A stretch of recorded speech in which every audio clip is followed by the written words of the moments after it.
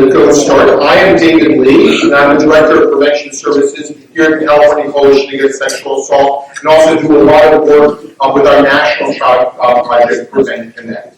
So we'll go down. I'm Caroline Patel Sutton. I'm Executive Director at Coalition for Family Harmony in Ventura County, Domestic Violence and Sexual Assault Family Services Agency. Hi, my name is Liliana Olivera Arbon. I currently am a new employee at CALCASA. I'm one of the training and technical assistance coordinators, but I came from Project Sister Family Services as a crisis services coordinator. I'm Paul Bancroft. I'm the Client Services and Prevention Director at Tom Safe Alliance, and I also serve on the Board of Directors for the California Partnerships and Domestic Violence. So give a big hand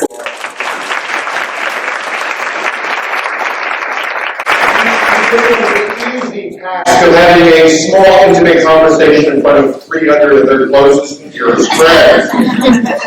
So I want to start the conversation actually reflecting on the last few weeks. And then today is sort of the culmination of this. We got to hear Sujata earlier talking about how she met the Dalai Lama a few years ago. The Dalai Lama happened to be in Sacramento yesterday. But in the last few weeks, a week ago, we were all felt the pain of what we saw happen in Orlando. The mass killing of 49 people. And that this weighs heavily, and to me, it's totally related to our work, of being able to create a culture that we have to think about. We're creating a culture without sexual violence. We're also creating a culture without such guilt. And I'm also aware of what happened in the news when we saw that letter from this woman who was raped by the Stanford swimmer. And that, how many of you had a chance to read that letter? Over 11 million people read that letter. This was a letter that was not just read by people who work in the movement, but by people in everyday conversation. And then we saw a response by Vice President Biden that was heartfelt. And there were many other people that wrote. One that impressed me was a beautiful letter written by a father doing an alternative letter to the one that was written by a father. These were a week where we saw Muhammad Ali pass away, and in his death, remembering someone who was committed to social action and committed to being able to speaking truth to power. And there was a conversation throughout the country, and that he helped lead us in transformative conversations throughout in my life and throughout our lives, and to be able to think about that work. So we started talking about this letter and thinking about what change has happened and how that's related. So just some of your thoughts about, how do you think about how this discussion, this national discussion about sexual violence aligns and fits with some of the themes that we raised today? I think about that letter and I think about what I learned here this week and some other conversations and conferences that I've been to in the past few months. And when I read that father's letter, at first I was angry. But I think it really speaks to the change in the system that we have to see. We've heard a lot about the system today, the opening discussion this morning. And that letter was almost a cry for help from the system, that something needs to change. And that his letter talked about stakes, and it talked about, things that a parent who is taking accountability for the action of their child they shouldn't talk about. And accountability is something we also have been talking about, that as a system, we need to hold people accountable. We can forgive if that's what we feel that we need to do. But the parents can love and support their child and not like what they did in the time. And it goes back to really how do we change the system. And every day, as an executive director, I think I do more band-aiding a lot, fixing situations, intervening with clients, providing support at that moment in time, and thinking about the moment in time. It's really difficult sometimes to see that bigger picture. And I just think that I have to step back and take a look at that and do that work and make myself do that work and make the agency and the system do that work as well. When I think of what she wrote, I think about all the other survivors that we work with. It's not just one person, right? There's several of these cases that we hear over and over again in the work that we do. But I believe that we're at a moment that is pivotal for us to look at things and have these transformative conversations and say, yes, we're doing a great job, but what can we do to improve? What can we do to help survivors in reaching justice, whether it's through the criminal justice process, whether it's finding healing for their family members. Whatever the survivor is, where they're at is where we need to be. And I believe that when I hear us all talk about these issues, that we are now at the point where we can really say, yeah, basta, right? And say, we are here, and we're going to have these transformative conversations and look at the system and go focus more on these systemic oppressions that so many are facing today. For me it's interesting how, at least for myself, I'm impacted differently and how I realize how I'm impacted from different things that happen in the world and in our line of work. And Dave did a nice job encapsulating. There's been a lot going on. There's always a lot going on. There's been a lot going on recently that relates to this conference. And, the two of these speakers were amazing. And when the drum line came in, I had this total emotional reaction, and I couldn't stop tearing up. So much so that I have a 4-year-old daughter who also wants to be a drummer. So it was like, there was so much going on, And I held my phone up to record it, and when I could finally clear my eyes, I realized I never hit record. I couldn't figure out why I was having this really emotional reaction to it, and I just wanted to let it all out. I'm a man, so I'm not allowed to do that. But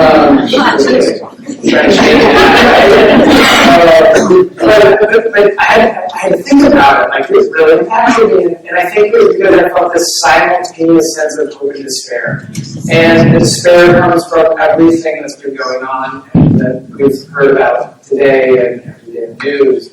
And the hope comes from this room and from everybody's here and from the inspiring talks that we heard this morning, today, and tomorrow. And it was just, I'm still grappling these two emotions that are really hard at play. And so that was kind of my moment of it all coming together. So the drum line kind of brought it home for us. I want to come back where I talked about listening to survivors.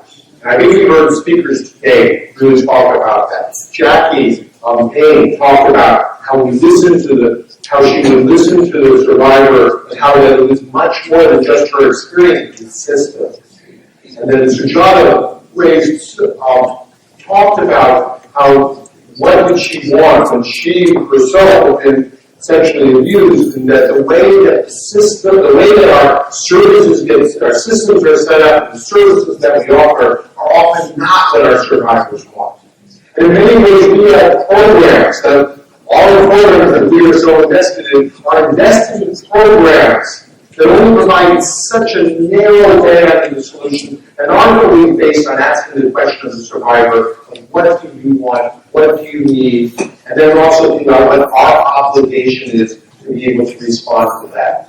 And so I think for us, we want to get your thoughts on what are some of the places that we might need to be open to, listening to, so that you can hear from the survivors that your organization, that you work with. What are some of those other possibilities that we need to be able to explore where we go beyond our START exams and our counseling and our hotlines and our court accompaniment, which so much is geared around this criminal justice system, when we know that most people are never going to want to turn to that path, and that the outcomes are often so not as successful as we want. And how are we going to hear what they want from our community? We want to make communities where we can prevent sexual violence from happening.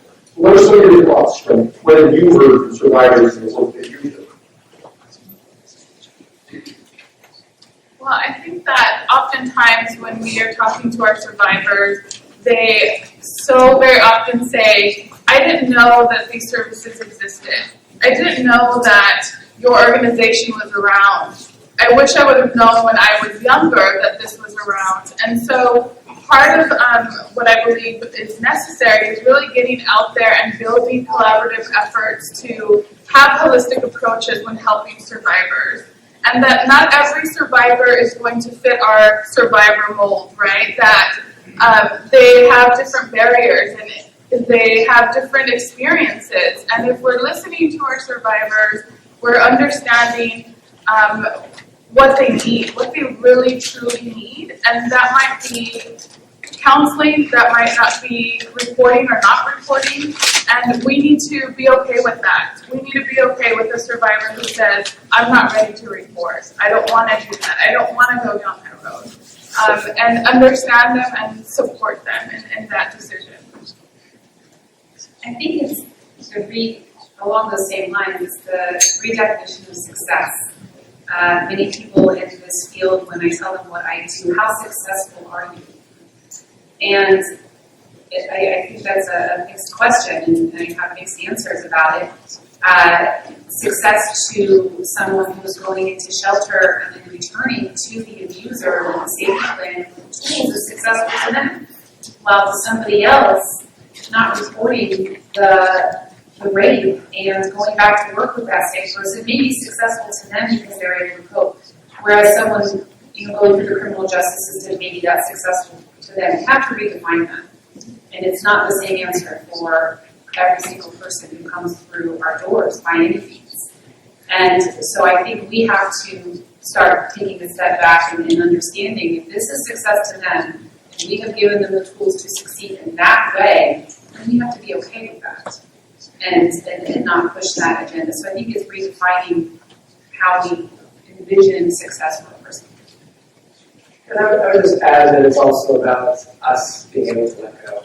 And letting go of our notion of safety, letting go of our notion of justice, and letting go of our notion of family and family needs and community, and really letting each individual person we're working with define who that is and what that looks like to them. I was recently tested on my own notion of safety and kind of trying to impose safety or my safety concerns for somebody, but I really had to back off and say, this person is the expert of their situation and they know their safety thresholds and they know what's best for them. I don't know, I just have this idea coming from an office place. So I think there's so much letting go of the field that we need to do and trusting in the process and trusting. I think there were people referred to as transcenders this morning. I never heard that. I love that, going from victim to survivor to transcender, and beyond that to a whole person. Like this is a mother or a father or a son, a girlfriend and brother, a neighbor and sister, and all those things, not just this label, this one definition that we're really good at handing out. And we all get people who come to receive our services who might not identify as a victim or a survivor. For me, I think a lot of it is we spend so much time thinking about our individual cases, individual incidents. And the challenge for us here is to now begin, and Jackie, both Jackie and Sajada, to begin to think about sort of how we're all connected and our interconnections and how we can work together and how we move from an individual perspective to a collective perspective. How we move from looking at not just how we support an individual survivor or deal with an individual incident, but how do we as a community respond? How do we as a community create that change? And how do we move that individual to the collective? So eventually we had this wonderful conversation about how, some call it intersectionality, some call it isms, but how do we make those connections to the broader issues? And I think Paul, you said, climate change and sexual violence prevention, they go together. And so explain.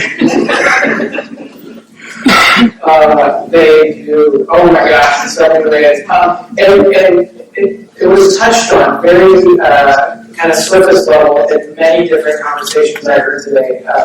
When Jackie's talking about the motto of her child's school as care for self, others, and place, I really focus on place, and I feel like often that's kind of missing in our dialogue when we talk about I recently read something by Wilma Mankiller, and I'm going to butcher this quote a little bit, but she was referring to her goal is to live her life in synchronicity with her community and her environment. And that was really impactful for me. And I think that that is something that I'm thinking about more. And if we look at climate change in the state of California, we're talking about displacement, we're talking about vulnerability, and who are often most vulnerable are children and women. And I read recently that the very encouraging Sandy, 12 domestic violence shelters closed. And where do all those families go? Many go back to abusive relationships, many say, where do they go? During Katrina, hundreds of thousands of people were displaced. Families, individuals, registered sex offenders, people are forced into makeshift camps and returning back with their families, FEMA trailers. So there is this connection. And I can go on and on like a global connection what's happening in Africa, and I won't, because you all are probably hungry and we don't have all night. But I really think that I would love to see a track of these conferences that actually focuses on intersections of climate change and sexual and relational violence, because they're very, very much linked. Climate change is one of those things that affects every person in this room, and it's one degree or another, no pun intended. And we all contribute to it, so we're all part of it. And so I think that we can talk about prevention, we can talk about systems change, but as we see how climate change is really affecting the global south, as it really begins affecting the global north, that has more impact on our way of life and what we have access to. The system change is great, but I think that we need to be prepared to be providing more services to people who are experiencing violence that is directly related to climate change. So. I also think that if we're wanting to be able to end rape culture, we have to recognize that rape culture is not just rape culture. It's all, and I think we talked about, there's also the rape of the earth. Yes. That there's the disrespect and live in a society based on domination. And so, how do we create, how do we become that world? So, what is the way that you see that, how do we make some of these broader, maybe it's not climate change, but other ways to make broader changes that today's challenges are? I think for me, I've been working in direct services for about 4 or 5 years now, and I always strive to meet the survivor where they're at. And I know we hear it over and over and over again, but I can't really say it enough of really meeting them where they're at and providing them with options. And those options are a plethora of options, right, that they might have. But the thing that really has stood out to me was really thinking that there is no survivor who doesn't deserve our help, right? We're talking about PREA, we're talking about campus sexual assault, we're talking about folks that identify as LGBTQ+, and we can't have biases against any of those folks that we're working with. And so when we think about who we're serving and how we're providing services, we need to have a holistic approach to it. Understanding them and taking the time to really get to know and listen to what their challenges are.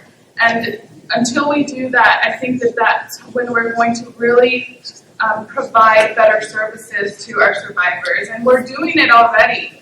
We're providing great services, but there's always room for improvement and growth. There's always room to learn how to better serve our community and to collaborate with folks in our communities as well. And I was listening to the United States of Women, and one of the things that stood out to me was when Michelle Obama talks about to the men saying, we can do better. And I thought, I can do better. We can do better. And it's not just, men. We all as service providers can do better. And these conversations should be ongoing, right? They shouldn't just stay tomorrow here in Sacramento. we should take them with us to our individual agencies and share it with our co-workers and talk to them about everything that we've learned here and have more of a unity when serving our survivors. Well, I'm going to pivot to my last question of this panel and going right from what we talking about. This is a great conference we've been having today. We're looking forward to tomorrow. But it's just a conference. And the rule is what we do and how we bring it home. And I know when I come back from a meeting like this, I'm all excited, I'm all jazzed, and then I count all those emails. So it's important to think about what commitment we're going to do to take the next step and to come back within our own agency, within our own community, within our own work. Let it make sense from you, maybe your commitment to one of 300 of your opponents and your friend, but what are you thinking about bringing back to your agency? What type, with whom, and what do you want to talk about? Because I'm going to challenge everyone in the audience to the same. So, okay, let's do this first. I think after I go through my emails, it is hard to come back from a conference with gusto and then go back to your daily work and pick through the emails and fix the plumbing literally and all of those things that need to be done. But I wholeheartedly believe that, and I have to do this, and the agency has to do this, is pick one item and just do it. And take it to the board, and take it to the staff, and take it to everyone, and just do it. And for me, I think of the ecological model, we start with the individual and build out to that institution and community. And for me, it really is the system. And it's not going to change tomorrow. And it's not going to change with a staff meeting. It's not going to change with one board meeting. But it's something that the agency can start to revolve its conversations around. And that when we go out and we present to communities, instead of just talking about sexual assault and domestic violence to individuals, we have to talk about it as a culture. And we have to talk about it as a solution, as a culture. And that the Orlando and San Bernardino and the crime in our own cities, that somehow these are related in a sense, and we have to talk about that. So that is one thing that I really do from that. In the last training that I was at, in the last track, Emily mentioned a checklist and how having a checklist and looking at it and checking in to see, yes, I have this, but more than that, just really creating a checklist that's meaningful, that we can look back and have these conversations together as a group and say, these are the things that I want to look at, and these are the things I'd like to work on, and how we can help each other out throughout the process. And then checking in with each other again to, whether it's your weekly staff meetings that you're having, and really continuing these conversations. And not just, like I mentioned before, not just ending here, but having those continual conversations and creating those checklists that we're continuing to grow. I'm going to go back and have some trees. I would do that anyway, but something that really stuck with me this afternoon was, I think, kind of a talk on working with youth offenders. And we talked about this a little bit at lunch, but at least for my organization, historically, whenever we start talking about people who exhibit abusive behavior, we can't talk about them, the fighters won't, we're not allowed to even talk about them, they're bad, we're just going to focus on this person. And I've pushed to, well, if we don't talk about this person, then they're going to leave them, and then there's their job security, that will be, as they go through relationships and continue that cycle of violence. So one thing that I'm excited to go back is that we started a similar program with some young fathers in our community, and so Alejandra's talk really inspired me to go back and keep challenging my organization around having conversations about what it looks like to not just isolate, but to provide services, to engage, to look at people who use abusive tactics as people as well, and what their needs might be, as well as the accountability needs. CALCASA's commitment here was to take and have transformative conversations. That we want to be really honor and appreciate and great for those of you who are shifting the lens, the California Partnership and Domestic Violence Conference last month, that we had a great way of beginning these having these conversations, continuing them here. And then our commitment at CALCASA is to continue these conversations and then move to the place to decide what type of action we can do and talk about how we can be able to support this. But the work is going to be done not just by the people on the stage, but not just by the CALCASA staff, not just by the CALCASA board members and our regional reps, which definitely join with all of the CALCASA opportunities to be involved, but it's all of us in the work that we do each day. So make a commitment to the person you're talking to and how you're going to follow up. Make each other your accountability partners. If we want to hold people being accountable, we have to model being accountable. And then we want to be able to come forward.